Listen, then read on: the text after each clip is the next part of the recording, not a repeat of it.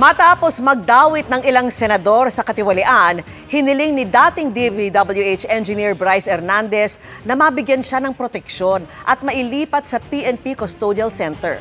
Nasa peligro umano ang kanyang buhay, lalo ngayong ipinakulong siya sa Pasay City Jail ng Senado. Nakatutok si John Consulta. Tatlong hiling ang nakapaloob sa 10 pahinang writ of amparo petition na inihain ng mga abogado ni DPWH Engineer Bryce Hernandez sa Pasay Regional Trial Court. Una, mabigyan si Hernandez ng Witness Protection Order. Ikalawa, mailagay siya sa Witness Protection Program ng DOJ.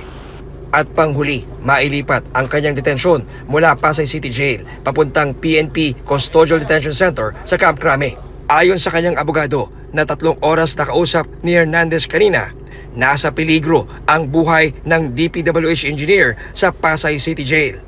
Dahil yan sa mga bininyag dito sa Kamara, kabilang ang pagpangalan kina Senador Jingo Estrada at Senador Joel Villanueva sa mga nakikinabang umano sa mga proyekto ng DPWH. Bagaman may hiling ang Kamara na manatili sa kanilang poder si Hernandez para bigyan siya ng proteksyon. Iginiit ng mga senador kahapon na dapat mapunta sa kanila ang kustodiya kay Hernandez dahil na-cite for contempt siya sa Senado noong Lunes dahil sa hindi umano pagsasabi ng totoo.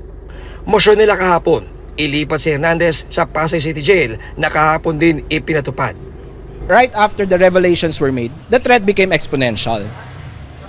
That's why it highly suspect yung pag-transfer sa kanya from PNP Custodial to the Pasay City Jail.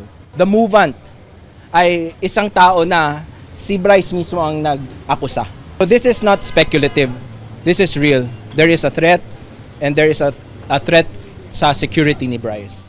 Pangamba ng abogado ni Hernandez, posibleng maapektuhan ang mga susunod na ibubunyag nito oras na manganib ang kanyang buhay sa Pasay City Jail. What signal is the Senate trying to impress? Diba? Here is my client courageously divulging details, and yet he was brought to Pasay City Jail. Ano ang impact nun? Dadalawang isip na. He was actually thinking whether what he did nung Congress was a right decision.